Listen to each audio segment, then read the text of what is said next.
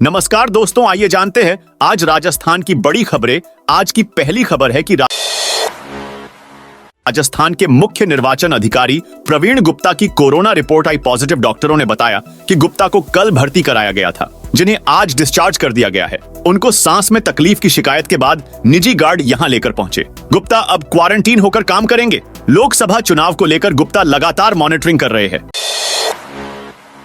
दिलावर बोले, अशोक गहलोत और डोटासरा भी जेल जाएंगे। शिक्षा मंत्री मदन दिलावर ने कहा, गहलोत सरकार के कारिंदों ने भर्ती परीक्षाओं के पेपर बेचकर युवाओं के साथ खिलवाड़ किया। उन्होंने लाखों करोड़ों रुपए कमाए। भाजपा सरकार ने आते ही कार्रवाई की। पेपर लीक करने वाले जेल जा रहे हैं। 500 और जेल जाएंगे। अब पूर्व सीएम अशोक गहलोत और कांग्रेस प्रदेशाध्यक्ष गोविंद सिंह डोटासरा भी बचने की जुगत लगा रहे हैं, लेकिन मुझे नहीं लगता ये बचेंगे। गहलोत, डोटासरा भी जेल जाएंगे। डमी कैंडिडेट बनकर परीक्षा देने वाला सरकारी टीचर गिरफ्तार। एसओजी ने डमी कैंडिडेट बनकर परीक्षा में बैठने वाले सरकारी टीचर को गिरफ्तार किया है। आरोपी रोशन लाल मीणा ने पूछताछ में 20 से ज्यादा परीक्षा में डमी कैंडिडेट के रूप में बैठने की बात स्वीकारी है। रोशन लाल मीणा ने पुलिस को 6 लोगों की जानकारी दी है, जिनके लिए उसने डमी कैंडिडेट बनकर परीक्षा दी थी। इनमें से 5 लोग मौजूदा समय में सरकारी नौकरी कर रहे हैं। 15 अप्रैल से स्मार्टफोन में बंद हो जाएगी ये जरूरी सर्विस। देश में तेजी से बढ़ रहे ऑनलाइन फ्रॉड के मामलों से निपटने के लिए सरकार ने बड़ा फैसला किया है। दूरसंचार विभाग ने सभी टेलीकॉम कंपनियों को unstructured supplementary service data code का इस्तेमाल कर 15 अप्रैल से लोगों के स्मार्टफोन पर कॉल फॉरवर्डिंग बंद करने का आदेश दिया है। स्मार्टफोन यूजर्स को सलाह दी गई है कि वे कॉल फॉरवर्डिंग के लिए अपने मोबाइल फोन की सेटिंग्स को चेक करें और अगर *401 हैशटैग डायल करने पर कॉल फॉरवर्डिंग एक्टिवेट है तो उसे तुरंत बंद कर दें। राहुल गांधी ने वायनाड से भरा अपना नामांकन। लोकसभा चुनाव 2024 के लिए कांग्रेस नेता राहुल गांधी ने बुधवार को केरल की वायनाड सीट से नामांकन दाखिल किया। इससे पहले उन्होंने बहन प्रियंका गांधी के साथ 1 घंटे का रोड शो किया। इस दौरान राहुल ने क्षेत्र की जनता से कहा कि आपका सांसद होना सौभाग्य की बात है।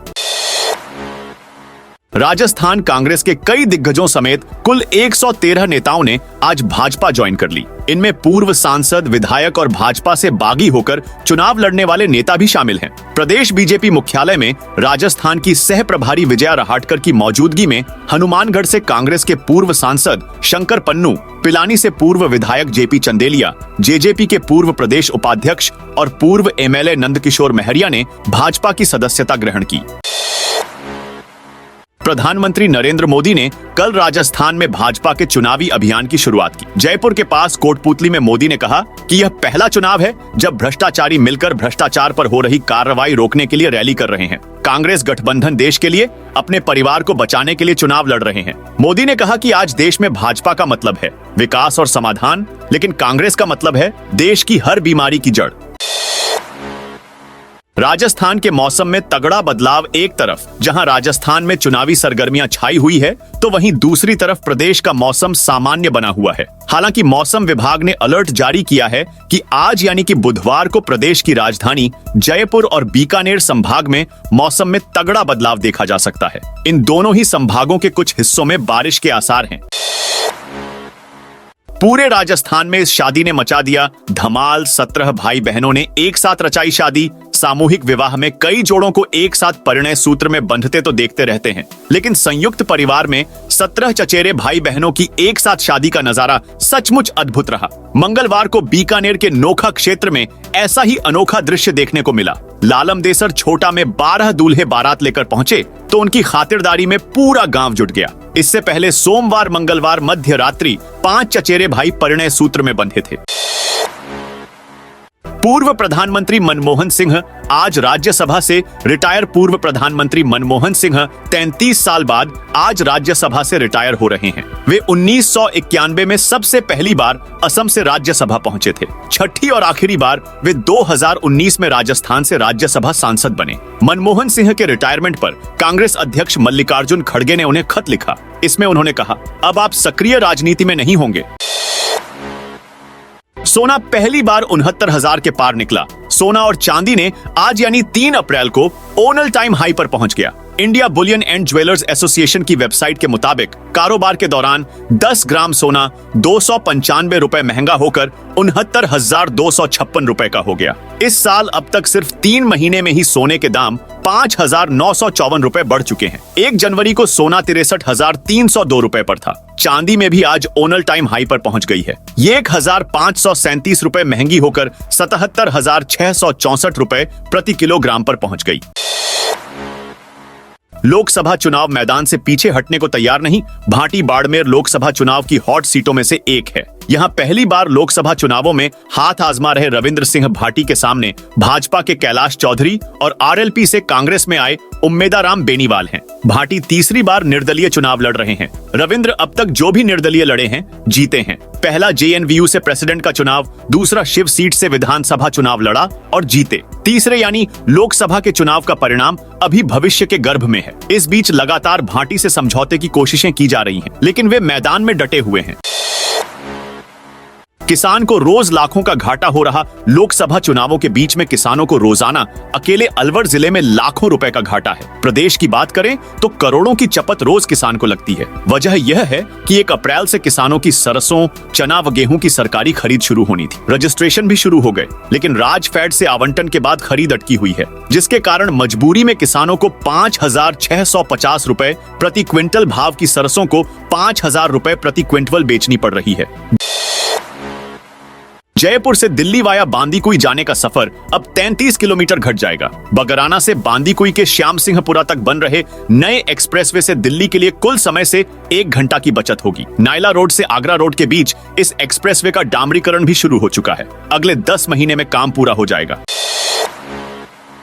पसीने से लथपथ दिखे गहलोत तो मंच पर झूमे डोटासरा राजस्थान की बाड़मेर जैसलमेर लोकसभा सीट से बुधवार को कांग्रेसी प्रत्याशी उम्मेदाराम बेनीवाल ने नामांकन दाखिल किया। इससे पहले बाड़मेर जिला मुख्यालय स्थित आदर्श स्टेडियम पर नामांकन सभा हुई, जिसमें राजस्थान के पूर्व मुख्यमंत्री अशोक गहलोत, प्रदेशाध्यक्ष गोविंद सिंह डोटासरा समेत कई नेता मौजूद थे। वहीं अंत में राजस्थानी गीतों में डोटासरा थिरकते हुए भी नजर आए। बिजनेसमैन की पत्नी का न्यूड वीडियो बनाया 17 साल के लड़के ने पड़ोसी बिजनेसमैन के बाथरूम के गीजर पर हिडन कैमरा लगा दिया। कैमरा इंटरनेट से कनेक्ट पर मोबाइल से जोड़ लिया। इसके बाद बिजनेसमैन की पत्नी का न्यूड वीडियो मोबाइल में लेकर स्क्रीनशॉट ले लिए और ब्लैकमेल किया। 2 लाख रुपए न देने पर फोटो सोशल मीडिया पर डालने की धमकी दी। परेशान होकर पड़ोसी ने एफआईआर दर्ज कराई। सोमवार शाम को नाबालिग लड़के को पुलिस ने डिटेन कर उसके 2 साथियों को गिरफ्तार किया। मामला डीग जिले के कामा इलाके का है। आरोपी ने 10,000 रुपए में नया मोबाइल और सिम खरीदा। इसके बाद 1,800 रुपए में ऑनलाइन माइक्रो कैमरा खरीदा। कांग्रेस प्रत्याशी सीपी जोशी ने आज अपना भीलवाड़ा जिले से नामांकन दाखिल कर दिया है। इसके बाद उन्होंने मीडिया के सवालों का जवाब देते कहा कि नई पीढ़ी के लोगों को यह मालूम है इस देश में सोमनाथ के मंदिर का निर्माण किसने करवाया, कांग्रेस के नेतृत्व में किस पार्टी ने किया। क्या सोमनाथ का मंदिर आस्था का केंद्र नहीं है? महर्षि दयानंद सरस्वती विश्वविद्यालय की मुख्य परीक्षा 2024 के लिए BA BEd, BSc BEd semester प्रथम न्यू एजुकेशन पॉलिसी के विद्यार्थी बुधवार से 9 अप्रैल तक ऑनलाइन आवेदन कर सकेंगे। विद्यार्थी 10 अप्रैल व 11 अप्रैल को 100 रुपए विलंब शुल्क के साथ तथा 12 अप्रैल व 13 अप्रैल को परीक्षा शुल्क के बराबर विलंब शुल्क के साथ आवेदन कर सकेंगे। इलेक्ट्रिक वाहनों को बढ़ावा देने के लिए शुरू की गई फेम 2 योजना को सरकार 31 मार्च से आगे नहीं बढ़ाएगी। भारी उद्योग मंत्रालय ने बुधवार को योजना की अवधि बढ़ाए जाने की खबर का खंडन करते हुए यह जानकारी दी। सरकार ने साफ कर दिया है कि 31 मार्च के बाद ई वाहनों को सब्सिडी नहीं मिलेगी। वाहन कंपनी किया इंडिया के वाहन आज यानी 1 अप्रैल 2024 से 3% तक महंगे हो गए हैं। कंपनी किया सेल्टोस, सोनेट और कैरेंस मॉडल बेचती है। कंपनी ने इस साल पहली बार अपने वाहनों के दाम बढ़ाने का फैसला किया है। कंपनी अब तक भारत और विदेशी बाजारों में 11 लाख गाड़ियों की बिक्री कर चुकी है। ओलंपियन बॉक्सर विजेंद्र सिंह कांग्रेस छोड़ बीजेपी में शामिल हरियाणा के भिवानी में रहने वाले ओलंपियन बॉक्सर विजेंद्र सिंह बुधवार को कांग्रेस को छोड़ बीजेपी में शामिल हो गए। उन्होंने नई दिल्ली में भाजपा मुख्यालय में पार्टी की सदस्यता ली। तो दोस्तों, यह थी राजस्थान से जुड़ी आज की बड़ी खबरें। आप कौन से जिले से इस वीडियो को देख रहे हैं, कमेंट कर बताइए।